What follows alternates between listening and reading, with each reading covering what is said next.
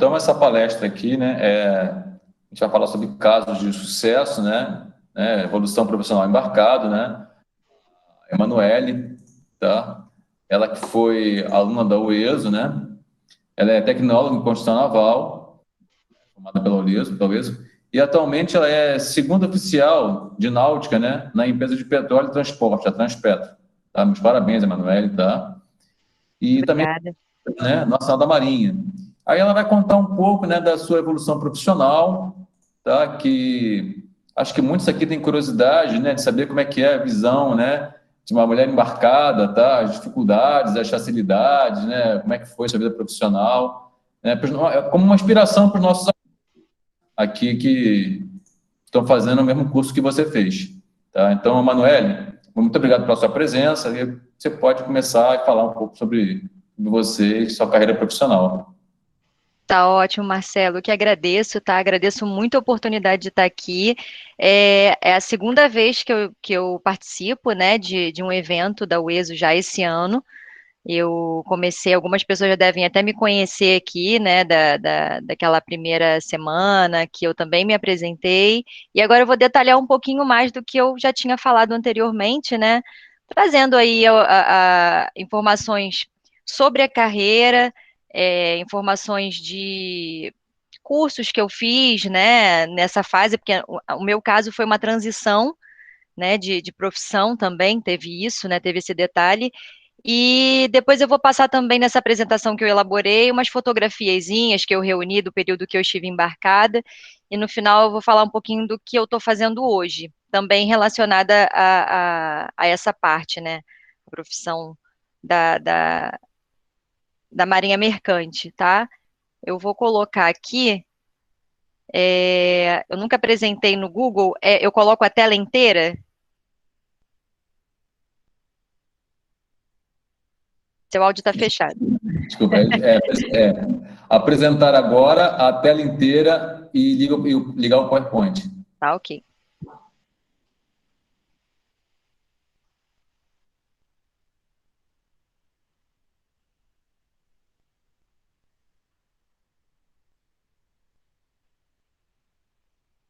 Ué, só um minutinho, pessoal. Estranho, porque não aparece aqui a opção para eu apresentar. Apareceu alguma coisa aí? Não, né? Não, é no canto inferior direito, apresentar agora. Tá, deixa eu verificar aqui.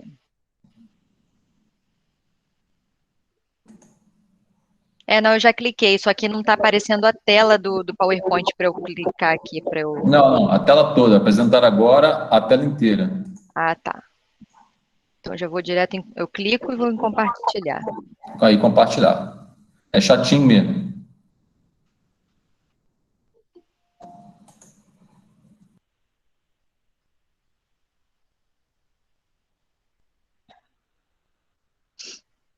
E agora, aparece aí? Agora aparece, agora é só você colocar para apresentar o PowerPoint.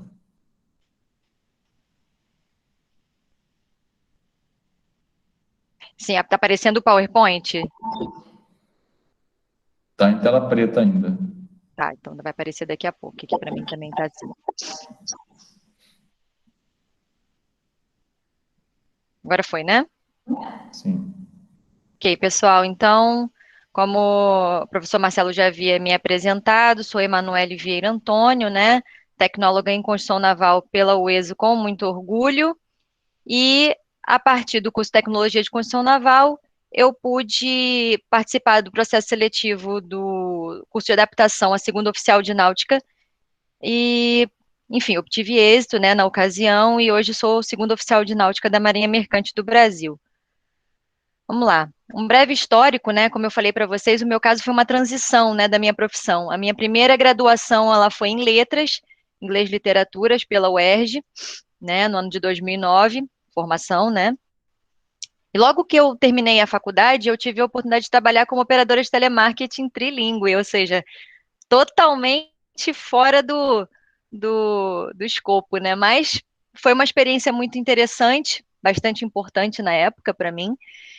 E depois de um certo tempo, eu fiz a prova, né, magistério do Estado e do município do Rio de Janeiro, né? Obtive aprovação nos dois, fiquei aguardando, né, a convocação. E aí, em 2010, eu também fiz o Enem, né? Porque eu tinha vontade de fazer alguma outra coisa, né? Eu gostei muito do curso de letras, mas eu nunca tive aquela pretensão, o sonho, né, de ser professora, de trabalhar com adolescentes, com crianças, né? Mas, enfim, a oportunidade que eu tive foi aquela, eu fiz a prova, passei, fui trabalhar, fui dar aula, mas queria alguma coisa diferente para minha vida, né? Então eu resolvi me lançar aí ao desafio de fazer o Enem e consegui a pontuação para aprovação no SISU e me inscrevi no curso de Tecnologia de Construção Naval e eu comecei a cursar em 2011, né? Foi um desafio bem grande, porque eu era de ciências humanas e passei para ciências exatas. Então, foi o primeiro impacto que eu tive quando eu cheguei nessa nova realidade, né? E eu estava começando tudo de novo. Em 2013, eu fui para o Arsenal da Marinha para poder fazer o estágio obrigatório, né? Para conseguir concluir o curso de tecnologia. Foi também uma experiência única, né? Foi meu primeiro contato com navios, com estaleiro, né? Aquele universo todo, você ir, né? Você descer num dique, você olhar o navio, né? O casco do navio, ter uma outra perspectiva, né? Do que até então a gente estava acostumado. Submarinos, foi uma experiência sensacional, eu aprendi muito, né? Mesmo não podendo ser assim muito atuante, porque é uma instituição militar, é uma organização militar, então a gente tem bastante restrição, né, nesse sentido. E em 2014, né, eu poderia ter concluído o curso de tecnologia no final de 2013, mas ficou pendente a monografia, então eu terminei em 2014 a faculdade e em 2014 também aconteceu o concurso, né, para o Azon. Aí eu coloquei ele com duas siglas aí, né? Aliás, perdão, com duas letras no final, com N, com M, porque essa sigla serve tanto para adaptação à segunda oficial de náutica, quanto adaptação à segunda oficial de máquinas, né? E eu cursei pelo CIAGA, né? Que é o Centro de Instrução Almirante Graça Aranha. Alguns já devem ter ouvido falar, fica ali na Avenida Brasil, é onde funciona a EFOM, que é a Escola de Formação de Oficiais da Marinha Mercante, vou falar um pouquinho mais à frente. E eu cursei o Azon, com N no final, né, em parceria com a FEMAR, que é a Fundação de Estudos do Mar. E isso foi em 2014 e 2015, ou seja, assim que eu terminei a faculdade, né, eu tive que correr, né, a colação foi especial, para poder conseguir para poder conseguir de fato me inscrever, né, e começar, me matricular, no caso, no curso, né? Então, vou abrir aí agora um espaço para falar um pouquinho das diferenças, né, do que é um oficial de náutica e um oficial de máquinas. O oficial de náutica, que é a minha atribuição hoje, né? Ele é oficial de quarto de navegação no passadiço, né? Passadiço, muitos sabem, né? É aquela parte superior da embarcação, onde o comandante, os oficiais têm total visão da navegação, né? Do navio em si, do convés, mas também, principalmente, da navegação. Também é responsável pela segurança e salvatagem da embarcação. Todos os equipamentos, todos os dispositivos relacionados à segurança e à salvatagem são de responsabilidade do oficial de náutica. Somos nós que vamos lá, fazemos todas as inspeções, verificamos se os dispositivos estão dentro da validade, porque tem dispositivo que tem validade, né? E se estão em condições satisfatórias, se tem algum danificado, né? A parte de segurança, a gente tem várias redes de incêndio, né? É a rede vermelha. Então, no convés principal, nós temos diversas tomadas de incêndio, né? Onde a gente encaixa aquelas mangueiras bem parecidas com aquelas que a gente vê nos prédios, enfim, né, em várias instalações, né, existentes por aí por onde a gente passa, né? E temos canhões também que disparam água para combate a incêndio no convés, entre outros equipamentos, né? Porque agora falando assim vem muita coisa e fica difícil da gente falar de tudo. Bomba, destinada somente a esses equipamentos, né? De incêndio, serviços gerais, enfim, tem uma diversidade de coisas, né? Ele também é responsável pela proteção do navio, né? Eu não sei se vocês já ouviram falar no ISPS Code, foi um código que surgiu é, depois de muito se falar a respeito de tomar medidas de proteção após o atentado do 11 de setembro, né? Houve uma movimentação muito grande por conta desse evento, né? Então, hoje, o oficial de náutica também é responsável, nós fazemos curso específico para isso, nós vamos ver mais à frente, para conter uma série de medidas que podem vir a trazer algum prejuízo, né, para a propriedade, para as vidas que estão ali, né, para os tripulantes, enfim. Além de tudo, o oficial de náutica ele elabora, mediante a supervisão e autorização do comandante, né, que é a autoridade máxima no navio, o plano de viagem, ou seja, a gente recebe uma programação que a gente tem que levar uma carga para um determinado porto, né?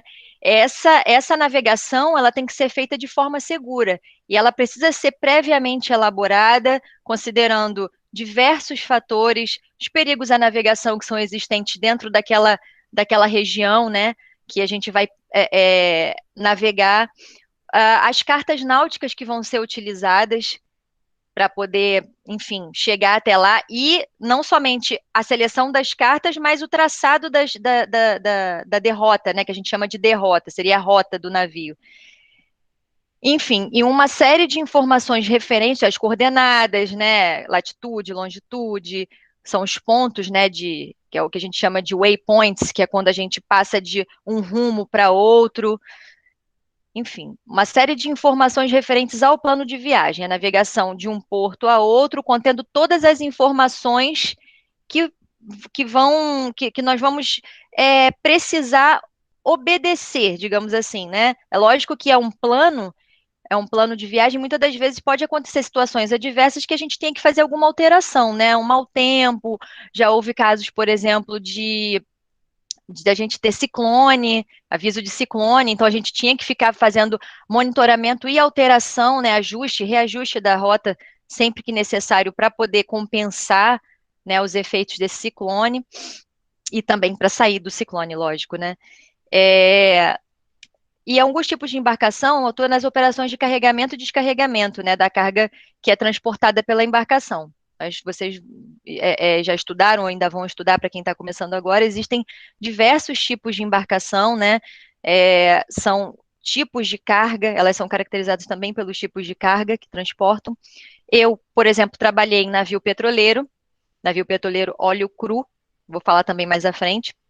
E, além de todas essas atribuições, a gente também trabalha, né, no carregamento e no descarregamento, abrindo válvula, fechando válvula, fazendo as compensações de estabilidade, né, trabalhando com a compensação de lastro também, por causa da estabilidade do navio, né, e pela segurança também durante o período que ele está atracado no porto, ou então amarrado a alguma outra embarcação ou boias. Também a gente atraca também com nessa modalidade, né? O oficial de máquinas, ele é oficial de quarto de serviço na praça de máquinas, né? Já não faz mais parte do passadiço, ele fica lá naquela parte do navio onde estão concentrados as máquinas, os motores, vários equipamentos, várias bombas também que são utilizadas, né? Enfim, tanques de armazenamento, tem uma série de equipamentos também que são muito importantes, né, para o funcionamento da embarcação, não só para a navegação em si. Nós temos o motor principal, que é aquele bem grande, né, mas nós temos vários outros equipamentos que alimentam a operação em si. Temos as caldeiras, né, temos a máquina do leme, que também fica localizado num compartimento próximo, né, da praça de máquinas, e vários outros dispositivos, os motores auxiliares, né, que fazem a geração de energia, e eles fazem toda essa parte, né? Porque aí vem o segundo tópico, que ele é responsável pela condução de toda a praça de máquinas, que é justamente isso, né? Monitoramento de todos esses equipamentos, a funcionalidade, as condições também, né, que eles se apresentam, e trabalham principalmente na manutenção, manutenção preditiva, preventiva e corretiva dos equipamentos, sempre que necessário. Muitas das vezes, o próprio oficial de máquinas, ele tem, né, competência e conhecimento para realizar os serviços que são necessários, né, relacionados à manutenção, a menos que haja uma necessidade de contratação de firma externa que tenha que vir a bordo para fazer o serviço. O oficial de máquinas, ele pode atuar, né, para poder resolver da melhor forma possível. Ele tem conhecimento para isso. Também pode ser, ele também faz o curso de oficial de proteção do navio, daquela mesma situação que eu informei lá para o oficial de náutica, só não é muito comum. Normalmente o oficial de náutica acaba ficando mais com essa responsabilidade, mas não impede que o oficial de máquinas também faça, tá? E também a responsabilidade dele é com relação à operação de abastecimento, que seria o quê? O combustível mesmo, né, que o navio utiliza para singrar, né, para poder navegar, certo? A alimentação dos motores, enfim. E aí eu também trago, né, as formas de ingresso na Marinha Mercante, porque a forma como eu entrei é uma das maneiras, né, das possibilidades, né? Eu dividi aí entre EFON, podendo ser pelo CIAGA ou pelo CIABA, né? CIAGA aqui no Rio, CIABA em Belém, no Pará. A Escola de Formação de Oficiais da Marinha Mercante. Trata-se de um curso de formação superior, né, reconhecido pelo MEC. Os alunos saem formados como bacharel em ciências náuticas, né? Também é feito através de concurso público, né? Tem uma prova física, prova escrita, e tem limite de idade para poder ingressar. Lá você faz, são 3 anos, né? O primeiro ano você cursa com as disciplinas gerais, e no final você escolhe se você quer ser da carreira de náutica ou da carreira de máquinas, né? A duração do curso são 3 anos na escola e tem mais um ano do estágio embarcado. Aí, depois que você completa esse período embarcado, aí sim você recebe o seu certificado de competência. Já os cursos do Prepon, ele abre um pouco mais, né? E é aí que entra o ASON, que foi o que eu fiz. O ASON, ele é adaptação a segunda oficial, máquinas ou náutica. Forma dentro de um ano, né, a parte teórica, porque como a adaptação, ela vem do pressuposto que você já fez um nível superior, você já tem uma graduação dentro das áreas afins, né, que seriam as engenharias, a própria tecnologia de construção naval, graduação em licenciatura em matemática, física, química.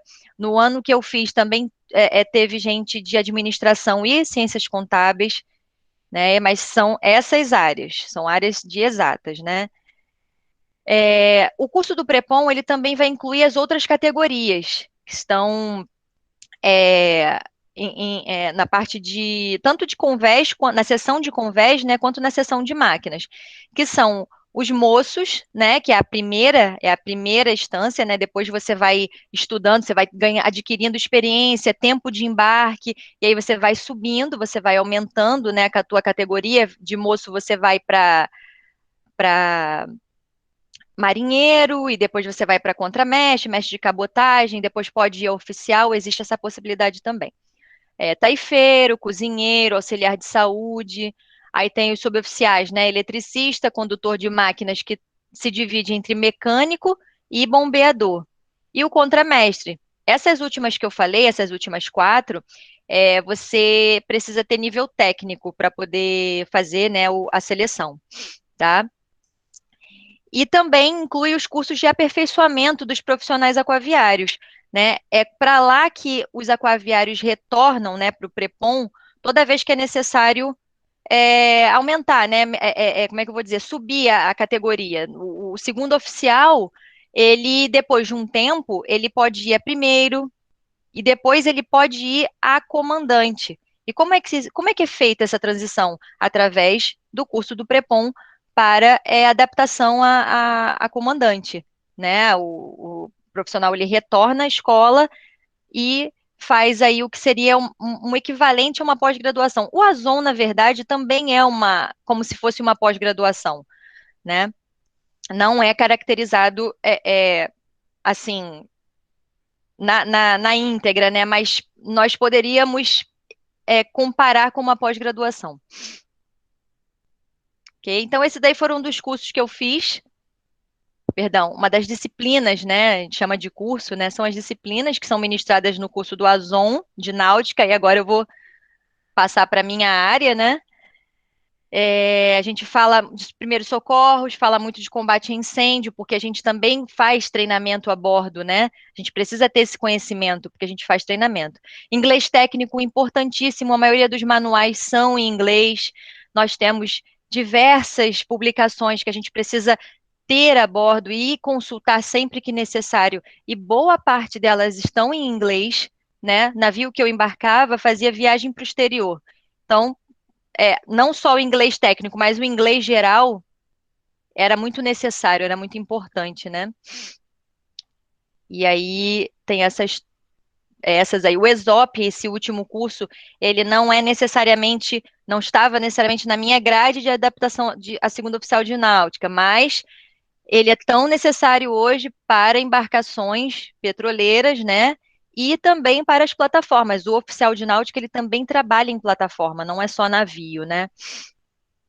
E aí, os cursos complementares, né, quando eu faço a distinção para embarcações e para plataforma, eu chamo a atenção aí que tem um curso que é o DP, que é o posicionamento dinâmico para algumas embarcações, e o ECDIS, que é o sistema de cartas eletrônicas. A gente tem cartas náuticas de papel, como se fossem mapas, né? São parecidos com mapas, mas tem coordenadas e tem outras informações. E para a plataforma, eu destaco o HILT, que alguns já devem ter ouvido falar aqui também, que é aquele que faz o treinamento, né, uma simulação com helicóptero que cai na água e você tem que sair. O CBSP também, que você precisa saltar, né? É basicamente o salto simula o salto de uma plataforma numa situação de emergência, né? Para abandono. Bom, depois que eu terminei o curso, que eu terminei os 12 meses de teoria, né? Eu passei para a parte de estágio. E a Petrobras Transporte S.A., Transpetro, na época, me ofereceu a vaga de estágio, e como eu, né, estava ansiosa, queria fazer, e nós estávamos vivendo um período de crise muito, muito grande, não tínhamos tanta disponibilidade de vaga de estágio, então eu aceitei e também tinha uma certa vontade de praticar na Transpetro. Eu já tinha assistido uma palestra, inclusive na UESO, no meu primeiro ou no segundo período, de um representante da Transpetro que foi até lá apresentar o Azon, então foi bem oportuno. A duração de uma praticagem, ela dura 12 meses, mas a minha foi um pouquinho mais, porque quando eu terminei minha praticagem eu estava no exterior, eu tive que esperar o navio voltar para poder desembarcar, então eu fiquei um mês a mais, mas são 12 meses. A Transpetro, ela divide, né? 6 meses, aí você folga um e fica mais 6 meses. Mas tem outras empresas que você faz a escala do navio, fica 28 dias lá, 28 dias aqui, né? Depende muito para onde que você pretende se qualificar, né? Para fazer o estágio. E aí as nossas atribuições eram basicamente acompanhar os oficiais de náutica, que eram oficiais já, né? Aí é praticante oficial de náutica, né? Então, a gente acompanhava o segundo oficial de náutica, o primeiro oficial de náutica, o imediato, nas tarefas que eram desempenhadas a bordo, né? E a gente auxiliava quando fosse necessário. Por sermos estagiários, praticantes, né? O nome é praticante, então a gente não podia, assim, fazer muita coisa, né? A gente era sempre que solicitado, a gente ajudava e ajudava feliz da vida. E essa embarcação que eu tive a oportunidade de aprender foi um petroleiro do tipo Suez Max, né? E esse termo está até em alta aí pelo que aconteceu lá no canal de Suez, né? Essas foram as embarcações que eu tive a oportunidade de praticar. estagiar, né? Marcelo Dias e André Rebouças. São irmãos, né? São 2 de 10 navios que foram construídos pelo Promef e são do tipo Suez Max, que tem uma das características é esse tamanho aí, né? São 274 metros por 48 de boca, um navio bem grande. E a característica do Suez Max, ele é um petroleiro para transporte de óleo cru, ou seja, é um óleo, um petróleo que ainda não foi tratado, né? Não foi refinado, não foi enquadrado, ele vem praticamente do jeito que ele saiu lá da plataforma. Capacidade de carregamento está aí nessa faixa de 140 mil a 175 mil toneladas de porte bruto. E por que que ele é Suez Max, né? Porque ele atende às limitações do canal de Suez no Egito, com a largura de 48 metros e calado de 17 metros. E o calado vem a ser aquela parte que cala, né? Como o nome diz, abaixo da linha d'água, tá? São 17 metros, bem grande. Então, como foi que eu consegui, né, um emprego? Porque a Transpetro, ela tem um diferencial, eu consegui através de concurso público, processo seletivo. Foi durante o período que eu estava praticando, né, no meu estágio, ela lançou o edital, e aí eu desembarquei para poder fazer a prova. Eu tive essa autorização para desembarcar para poder fazer a prova. E o processo seletivo, ele compreendeu a prova escrita, né, de conhecimentos específicos da área. Então, a gente pegou todo aquele material que a gente estudou durante o curso, durante o ASON, mais língua portuguesa e língua inglesa. A prova física compreendeu corrida, natação e permanência na água. E, por último, avaliação médica, né? Dentro desse meu trajeto aí, a admissão na Transpetro finalmente aconteceu no dia 23 de julho de 2018, né? Comecei tem pouco tempo, mas já tive algumas boas histórias aí para compartilhar com vocês, né? Então, uma das dificuldades que foram encontradas, né, com relação à mudança profissional em si, porque eu trabalhei como professora durante 7 anos ainda, né? Dentro desse período que eu estudei na UESO, perdão, que eu fiz o ASON, eu, eu estudei, eu pedi licença, porque eu trabalhava no município do Rio, pedi licença, depois eu retornei, fiquei aguardando ser chamada para minha praticagem. Quando eu fui chamada, eu licenciei novamente, fui, depois eu voltei, fiquei aguardando, e finalmente, em julho de 2018, eu fui chamada, né? Mas aí foi uma saída franca da zona de conforto, como eu digo, né? Foi uma nova área do conhecimento. Eu já fazia tempo, eu fiz o ensino médio em 2003, que eu me formei, e depois eu fiquei esse tempo todinho sem ver essas disciplinas, e depois eu voltei, tive dificuldade sim, mas sempre encarei da forma que, se várias pessoas conseguiam, né, eu também podia, eu também era capaz, e assim foi, e eu tive a ajuda dos meus colegas, tive a ajuda dos professores da UESO, que sempre foram maravilhosos, super disponíveis, né, e atenciosos, né, no que a gente precisasse, assim, né. E houve uma questão também, porque quando eu digo que eu saí da minha zona de conforto, foi principalmente porque eu já tinha, né, eu já estava já com a vida mais ou menos estabilizada, se eu quisesse parar ali, estava tudo certo, mas eu quis fazer uma coisa nova, quis ir além, então, festa, viagem com os amigos, enfim, eu tive que deixar isso de lado realmente para poder investir na UESO, né? Era uma coisa muito importante. Eu encarei a aprovação na UESO como uma grande oportunidade, né? De verificar até mesmo se a minha primeira escolha lá atrás tinha sido mais acertada ou não, né? E a questão da recessão financeira, porque quando eu estagiei, eu fiquei zerada, eu parei de trabalhar, eu não estava recebendo lá, a Transpetro não pagou bolsa para a gente naquele período, foi uma época bem difícil, mas que no final das contas valeu a pena, né? Então teve que ter muito controle, é, enfim, e desapego principalmente, né? E acabou que deu certo, né? Com relação à mulher, eu acredito que seja uma curiosidade, porque, enfim, mulher a bordo é uma coisa tão atual ainda, e pelo menos aí eu já sei que mais ou menos uns 15 a 20 anos essa realidade ela foi plantada, né? E a gente tem cada vez mais mulheres vindo para a Marinha Mercante e chegando nas posições superiores, né, como comandante, inclusive. Eu tenho a oportunidade de trabalhar com a primeira comandante do Brasil, né, da Marinha Mercante, que é a comandante Helene Bahia. Alguém já deve ter ouvido falar nela. Ela é uma excelente pessoa, uma excelente profissional e teve essa possibilidade, né, de chegar até onde ela chegou pela competência dela, porque, enfim, ela tem realmente as qualidades, né, que são necessárias para a função. E cada vez mais mulheres estão chegando a essa posição. Existem várias mulheres hoje na Transpetro, por exemplo, que são comandantes, né?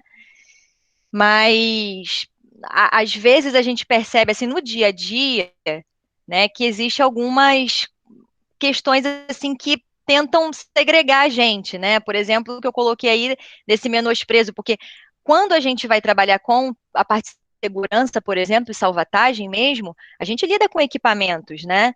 Nós não fazemos só a parte da navegação, que é ficar lá no passadiço, com binóculo, verificando se vê alguma embarcação em rumo contrário, em rumo oposto, para a gente fazer as devidas compensações de manobra e sair daquele perigo, se for o caso, mas também a parte de segurança e salvatagem demanda muito, né? E exige também a força alguma das vezes. A gente tem que mexer em válvulas, válvulas grandes às vezes, pesadas. É um desafio grande, mas quando a gente se propõe, a gente também tem essa capacidade, a gente vai e faz, mas algumas pessoas às vezes encaram como se a gente não fosse capaz de fazer, né? Assédio. Assédio, eu acho que ainda é um assunto que a gente ainda vai discutir muito, né? Porque qual é o lugar que não tem isso, que não tem essas questões, né?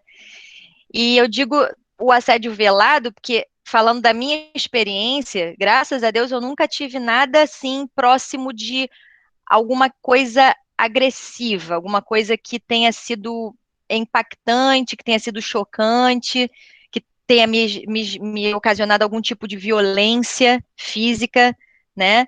Mas a gente percebia muito superficialmente quando a gente via a situação já estava de uma forma que a gente tinha que tomar atitudes ali imediatas e ao mesmo tempo não tinha como comprovar, né?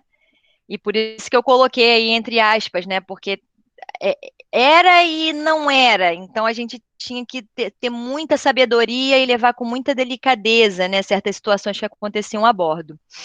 Mas acontece. E acontece muito, e eu sei já por amigas minhas que já enfrentaram situações desagradáveis, teve resultado, né? Mesmo na minha empresa, teve consequências, né, de pessoas conhecidas que passaram por esse tipo de coisa e que foi uma coisa assim explícita, uma coisa desagradável, que gerou desconforto, e foi levado às instâncias superiores e foram tomadas as devidas providências, né? Então, existe todo um esforço aí que está se construindo para minimizar e acabar com esse tipo de situação, mas a gente ainda tem, né? E a conquista da confiança da tripulação, porque quando você tem uma função dessa, né, que você trabalha com a segurança e com a salvatagem, você precisa ministrar treinamentos a bordo. Então você precisa estar com a tua tripulação dentro da tua confiança, porque eles vão dar credibilidade naquilo que você fala a partir do momento que você demonstra essa credibilidade. Muitas das vezes a mulher também demora um pouquinho para isso. Além da questão dos treinamentos, a gente também trabalha diretamente nas manobras de atracação e desatracação dos navios no convés. Então, quando a gente tem lá que lidar com os marinheiros, o contramestre, né, que são pessoas que já estão ali acostumadas, né, com aquele dia a dia ali de passa o cabo, se comunica com o pessoal do terminal. Existe uma função nossa que é de justamente verificar o quanto de cabo foi pago, né? A gente fala de pagar, que é quanto que a gente lança, né, de cabo para poder chegar lá e a amarração ser o mais eficiente e segura possível, porque também é uma manobra muito perigosa, muito arriscada. Então a gente precisa dessa confiança da nossa tripulação justamente para que o nosso trabalho seja feito de forma eficiente e segura. E muitas das vezes é difícil porque quando a gente é mulher, né, tem dois fatores, né? É a questão de ser mulher e a questão de ter pouco tempo na profissão. São dois entraves aí, enfim. A confiança, a autoconfiança, nesse caso, ela é essencial, né? E nosso trabalho, ele, como eu falei, a gente lida o tempo todo com a questão de segurança. Então, tudo que é feito, todas as nossas atitudes, elas têm que ser voltadas para a segurança pessoal e a segurança a bordo. Então, quando a gente chama a atenção de alguém porque não está usando um EPI, não está usando um capacete, o capacete está inadequado, a gente também precisa ter essa firmeza, né? Para que a gente consiga se fazer entender naquilo que a gente está querendo ali, sem parecer que é uma mera demonstração de superioridade. Tá entendendo? Tem essas diferenças, nessas dificuldades. Mas a gente vai contornando ao longo do tempo. Aí eu trouxe agora umas fotos minhas aí, né, para vocês verem até o uniforme, né, que a gente usava. Esse uniforme aí a gente usava na chegada dos portos, né? E é local de fundeio, lá no Porto de São Sebastião, em São Paulo. Fundeio é o ato de você lançar âncora, né? O que a gente chama de ferro. Na maré mercante a gente chama âncora de ferro. E o navio, quando está ancorado, para a gente ele está fundeado, né? E esse local que eu estou é o Tijupá, que fica acima do passadiço, é o piso acima do passadiço. A gente tem uma visão aí muito boa do convés principal da embarcação. Esse aí é o Suez Max, esse é o André Rebouças, aquele que eu mostrei lá atrás. Isso aí é outro, né, uniforme não tão limpinho quanto aquele, né, que a gente trabalha com essa parte de verificar os sistemas de segurança e salvatagem. Eu botei essa foto da boia aí, porque é o que vem logo na cabeça da gente, né, que a boia é um símbolo, né, da salvatagem, né, de qualquer navio, de qualquer lancha, vocês vão ver uma boia como essa, né, e nos navios tem várias, elas são posicionadas em locais estratégicos, até para as operações de homem ao mar, né, que é um dos exercícios que a gente pratica a bordo quando a gente avista, né, na ocasião de avistar um náufrago. As atitudes que a gente tem que tomar, enfim, tem uma série de informações a respeito disso. Aí foi a primeira viagem do navio para o exterior, quando nós fomos lá para a ilha de Santa Lúcia, no Caribe, e essa fotografia do mapa aí, na verdade, é a carta eletrônica, né, que eu falei para vocês. Aquela ali é a ilha de Santa Lúcia, o navio aí está mais abaixo aí, mais ao sul aí, né, a gente estava se aproximando para poder fazer a manobra para se aproximar mesmo, né, da ilha e atracar lá no porto. E essa era parte da tripulação que estava lá. Aí tem marinheiro, praticante, comandante imediato, chefe de máquinas, né? Que é a posição mais acima, né? Na praça de máquinas, né? O chefe de máquinas. Essa navegação aí muito bonita é a navegação pelo Estreito de Magalhães, que quando nós fomos a Talcahuano, no Chile. Talcahuano e São Vicente, né? Mas o primeiro destino era Talcahuano. Uma navegação muito bonita. E eu também trouxe essa fotografia aí que foi lá nos Emirados Árabes, né? Eu fui embarcar lá, então foi possível fazer essa foto, né? Nós já fomos a outros lugares pelo mundo, mas a gente não pôde descer. Fomos no Iraque, por exemplo, né? Que é um país bem diferente. A gente não pôde descer porque também era um terminal oceânico. Ele ficava bem afastado, né? Mas mesmo assim, ainda que não fosse, a gente não iria, né? Em terra, né? Nessa ocasião. Singapura, enfim. Os navios da Transpetro, eles vão para vários lugares do mundo. A gente vai para a Suécia, a gente vai para Portugal, a gente vai para a China. Para a China vai muito também.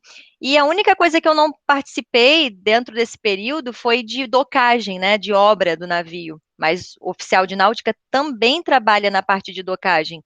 Né? Quando o navio vai para a obra, é o oficial de náutica que leva e acompanha todo o processo da obra. E eu sinto muita falta disso, porque seria uma forma de me aproximar mais da área de tecnologia de construção naval, né? E atualmente eu estou na sede da empresa, não estou embarcando, né? Trabalho na gerência de inspetoria geral, que, dentre várias atribuições, eu destaquei as principais aí, que a gente faz o monitoramento e preparação dos navios da frota para a inspeção SAIRE, que é uma inspeção que qualifica o navio a operar nos portos pelo mundo todo, né? É uma série de boas práticas que a OCINF recomenda e os navios têm que atender àquelas práticas, boas práticas, né? Além disso, a gente também faz acompanhamento das auditorias internas e externas de SM e SPS, pela companhia mesmo e juntamente com as sociedades classificadoras, ABS, DNV, Lloyd Register, entre outras, né? E fluxo de comunicação com a Autoridade Marítima, Marinha do Brasil, vários ofícios que nós emitimos, né, de contato, de comunicação com a Marinha. E também, esse ano eu me lancei mais uma vez ao desafio, saí mais uma vez da zona de conforto e comecei o mestrado profissional em estudos marítimos na Escola de Guerra Naval, né? E, enfim, vou tratar aí de dois temas atuais da minha atual área de atuação, né? Que é o e-navigation, fala de comunicação entre os navios e as várias entidades que são relacionadas àquela navegação, né, berço a berço, que compreende autoridades, serviço de praticagem, que aí é aquele prático lá dos portos que fazem as manobras, né, e vários serviços de tráfego, né, VTS, e várias outras entidades e órgãos que estão relacionados a saída e a chegada de um determinado navio num determinado porto. Né? E contextualizando com a BR do Mar, que é um assunto também que está aí recente, que tem por objetivo aumentar a competitividade através da cabotagem no Brasil. Tá ok? E para finalizar a minha fala aqui, né, eu gostaria de deixar aí uns conselhos baseados nas minhas vivências, na minha história, né, nesse processo, principalmente aí, quando eu resolvi mudar, né, a gente tem que ter autoconfiança no que a gente se propõe a fazer, porque às vezes as pessoas não vão acreditar em você. Imagina, eu falava para as pessoas que eu ia pilotar navio, e o pessoal olhava assim para mim, né, e fazia aquela carinha assim, pô, coitada, essa menina não sabe o que diz, né? Coitadinha, tá bom, a gente acredita, tá bom, vai lá, vai lá. Mas na verdade as pessoas não davam muita credibilidade, sabe? E para mim era muito certo que isso ia acontecer em algum momento. Até para comprovar, a praticagem ela foi muito importante para isso, né? Para poder me dizer que realmente ou eu tinha que seguir naquela área, ou era para eu desfazer tudo que eu realmente não estava muito bem, não estava muito legal, e era para eu continuar onde eu estava. A praticagem ela foi muito determinante para isso, né? Compreender a relevância das próprias escolhas, né? É o que a gente quer. Às vezes as pessoas falam coisas muito boas para a gente, como eu também estou falando aqui para vocês, mas às vezes a gente tem um propósito que é um pouco diferente e vai um pouco da coisa da autoconfiança, né? De que a gente não pode deixar esses nossos sonhos morrerem, que as nossas escolhas prevaleçam, porque em algum momento você vai sentir necessidade de fazer de fato aquilo que você se propôs na sua vida, né? Então, ainda que você tenha que iniciar por um caminho, não desista daquilo que você realmente quer, de fato, né? Foco, força e fé, não tem outra coisa, entendeu? Porque quando você tem essa convicção de que você vai conseguir, né? Você transforma tudo à sua volta. E isso é algo que eu acredito e não sei se faz sentido, acredito que talvez faça sentido para algumas pessoas aqui. E as dificuldades, elas edificam aqueles que enfrentam e as contornam.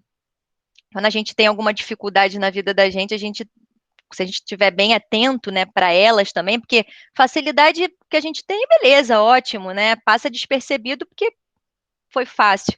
Mas as dificuldades, elas também nos ensinam e também engrandecem a gente de alguma forma. E eu deixo essa frase aí, né, que é uma frase famosa: navegar é preciso, viver não é preciso. Que fala a respeito de precisão, né? A gente lê assim e pensa no preciso como, né, aquela coisa do necessário, que inicialmente a frase inicial ela tinha esse viés, né? Mas algumas pessoas já vieram é, explicar, né, com outros olhares, com outras formas de de analisar, e eu concordo que navegar é preciso, ou seja, de ter uma precisão ali, né? Não dá para você jogar um pouquinho para bombordo ou para boreste, porque dependendo do que você faça ali, pode significar um risco para a sua vida e para aqueles que estão ali à sua volta, ok? Bom, eu finalizo. Deixo aí parte para perguntas, comentários e contribuições. Eu não estou conseguindo ver ninguém, eu não sei se vocês estão me vendo, mas eu não estou conseguindo ver ninguém aqui porque a tela está. Manoel, é só Oi. parar a apresentação. Ah, tá ok. Deixa eu lá. Então eu vou fazer o seguinte, eu vou só passar o último slide aqui, que é o meu perfil lá no LinkedIn, caso alguém tenha interesse de entrar em contato depois para saber mais alguma informação, se conectar comigo também, tirar alguma dúvida a mais, tá certo?